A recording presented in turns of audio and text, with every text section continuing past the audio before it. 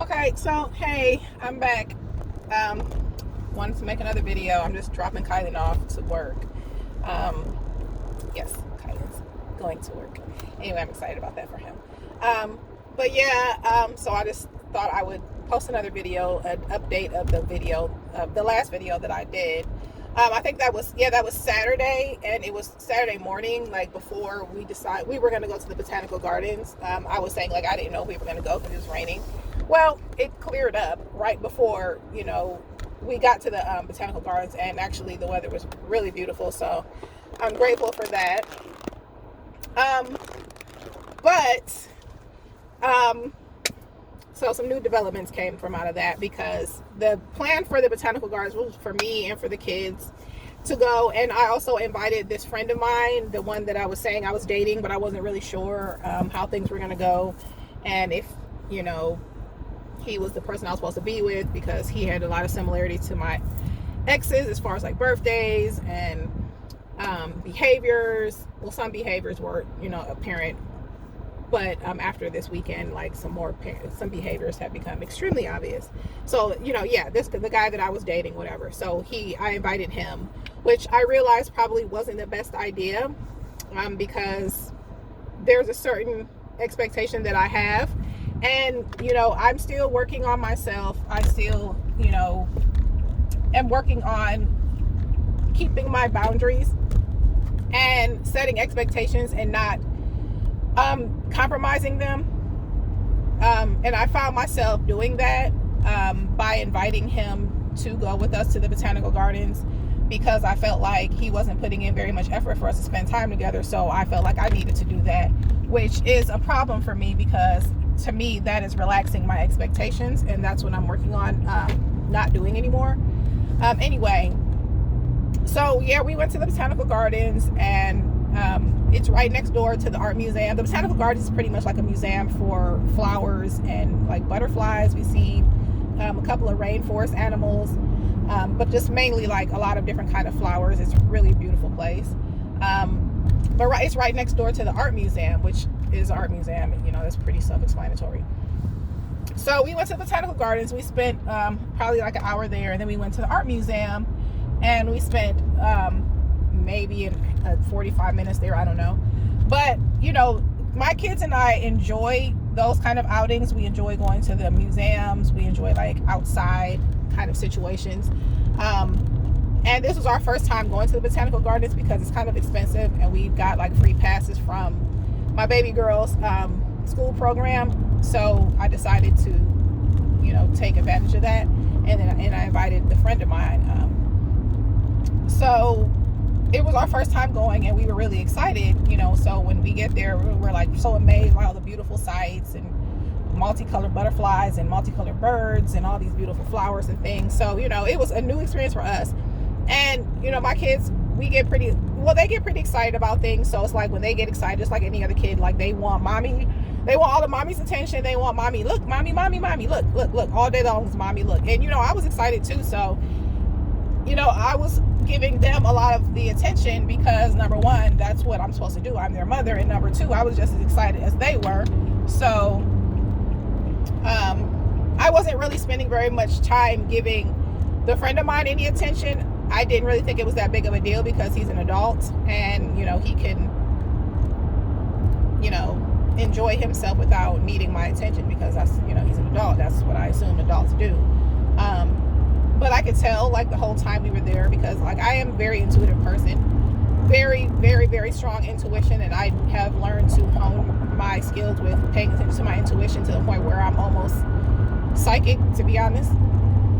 And I've heard that I am psychic, I just don't know it yet. It's like, I guess my gift isn't as strong as it will be, because it is getting stronger. But my intuition has always been very strong, and I am an empath, so I can feel other people's emotions. So while we were at the botanical gardens and even at the art museum, which we've been to the art museum multiple times, but he hasn't been to either. So the whole time we were at these museums, and I'm paying attention to my kids, they're excited, they want mommy to look at this, they want mommy to look at that.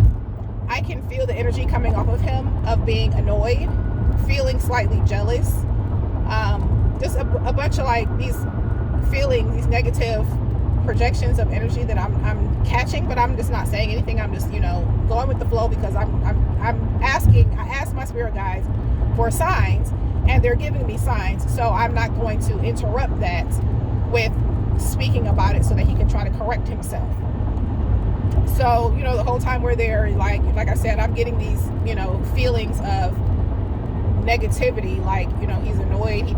He's not interested in any of this stuff. He's only here because I'm here and he wants to be around me or whatever, but he's really not interested. He actually bored and irritated with the fact that I'm paying a lot of attention to my kids and I'm not really paying very much attention to him. And I knew that and I felt that. So, when it was time to leave the second museum, the art museum, I was trying to be kind of evasive, I guess. And I was saying like, well, we're going to go get something to eat. And he's like, oh, okay, well, at that time he perked back up because, he wanted to come or whatever.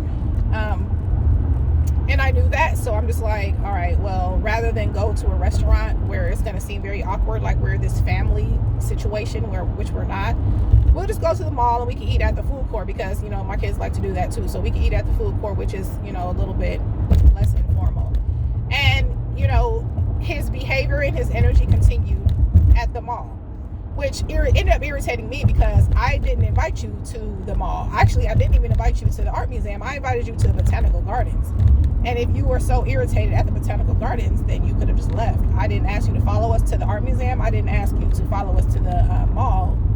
That was your decision to come. And, your irritation continued with me paying more attention to my kids. But another thing that I also noticed was his irritation, how his energy switched up whenever I would just speak to just any random person, because like I am an introvert and I don't really consider myself a people person. I actually kind of joke around and say I'm a people person that hates people, because like I don't hate people, but I've come across so many people that are negative, low vibrational, just have all these horrible intentions for other people. So I'm just not somebody that loves interacting with people. However, I can and I do, especially when they're just random people, and if I want to say something to make someone feel good, then I will, but I am an introvert. So I noticed, because I ran into a couple of people that I knew, from my past or whatever, like just positive experiences, or else I would not even interact with them.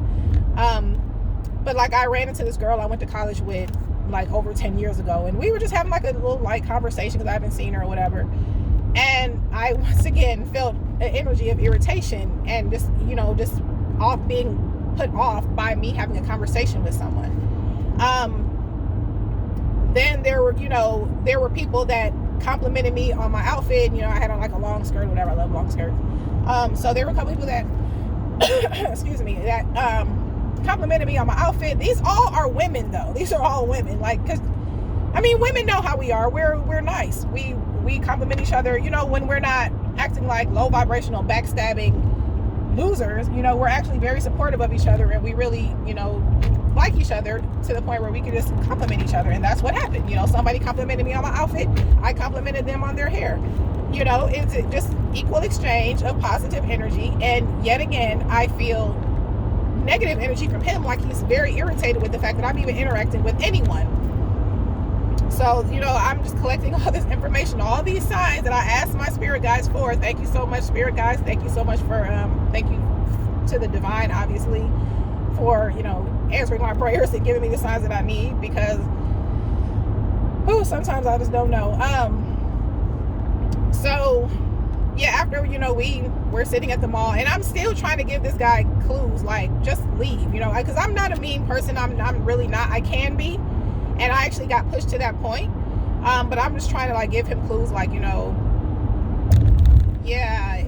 clock's ticking. You're pretty much wearing out your welcome. I'm trying to enjoy the time with my kids, and you're still here, and I can feel your energy change and now it's making my energy change.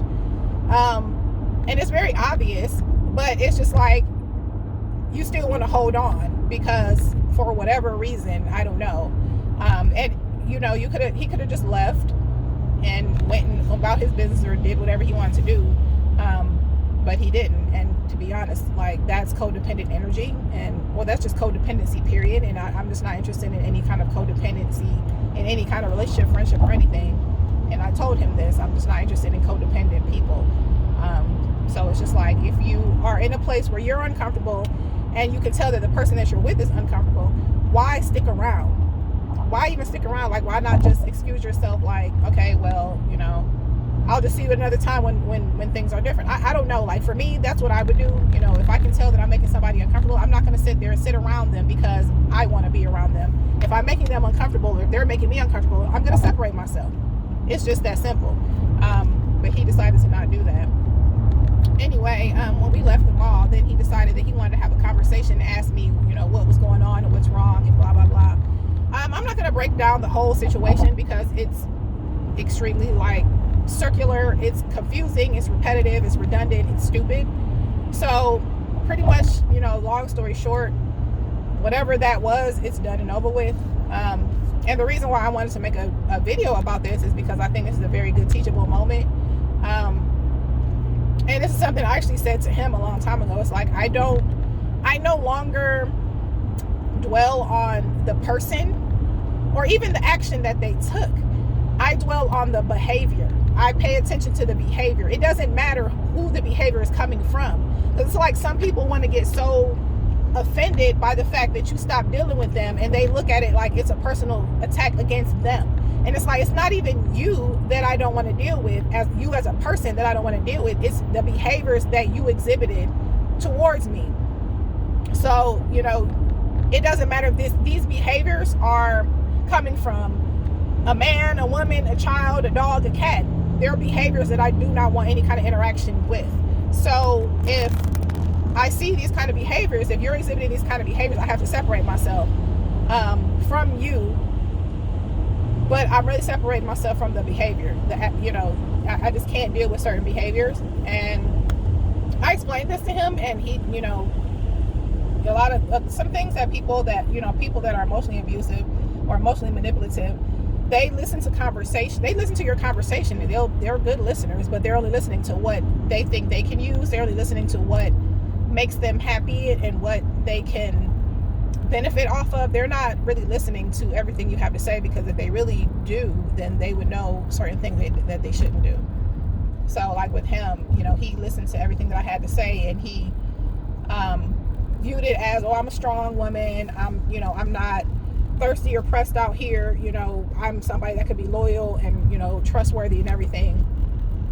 He listened to all of that. You know, he took that and ran with it. Like, oh, he took, you know, my statements of saying what kind of behaviors or what kind of things I don't deal with and what the things I don't need as something positive for him to be able to use. It's like, okay, well,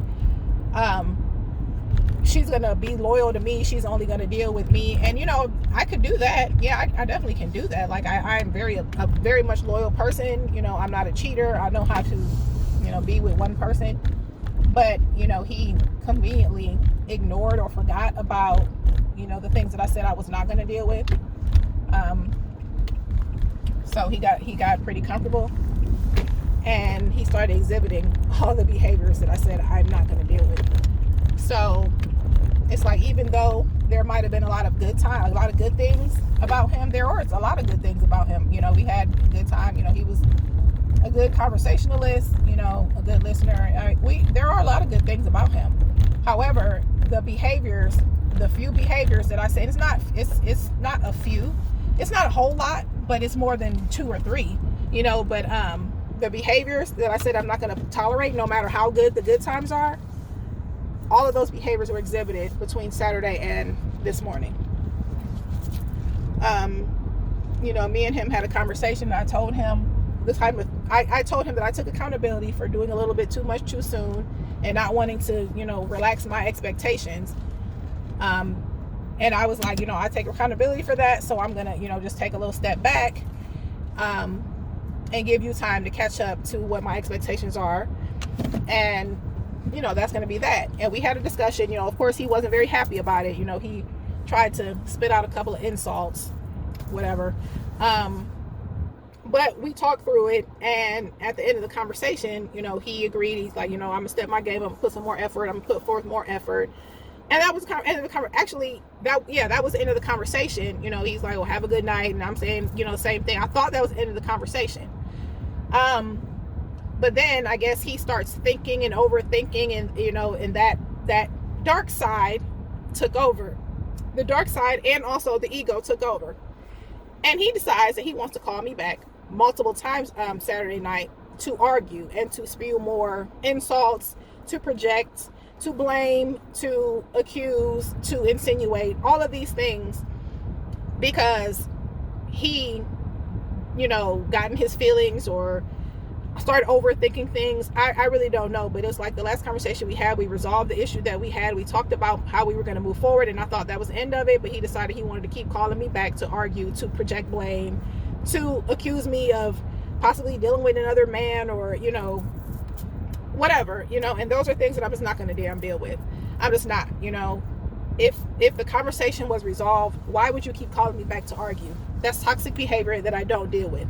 Why are you disrespecting me, saying things like I'm sleeping around with other men? You're accusing me of things. You're projecting your insecurity onto me. And those are things that I'm not going to deal with. And that's what I needed to see, because, like I said, everything was cool. When everything is good, everything's good. You know what I mean? But, I'm sorry. When things are good, things are good. But when things are not good, according to his standards, that's when the insults, the disrespect, the projection, the accusations come. And those are the things that I'm not going to deal with. Just because the conversation ended and you didn't get what you needed, or you went and overthunk yourself into feeling like I'm doing something, that means you get to just go off the deep end and become just disrespectful and become a whole different person. I don't deal with that. No, I don't. And like I said, this is carried on from Saturday evening all the way until Monday, this morning. Because Sunday, I ended up blocking him from my phone, but I forgot I didn't block him from my Facebook. So of course he wants to blow up my phone, keep calling my phone, messaging me, voicemail messaging. Those are other behaviors that I don't tolerate. If you call me and I don't answer, or if you text me and I don't answer, that doesn't give you a right to just start blowing my phone up. That's codependent energy. That's abusive as well. You're not going to just violate my privacy or violate my space whenever you feel like it, because you don't like how things went, or you went overthought yourself into some idea of what I'm doing. I don't deal with that kind of stuff.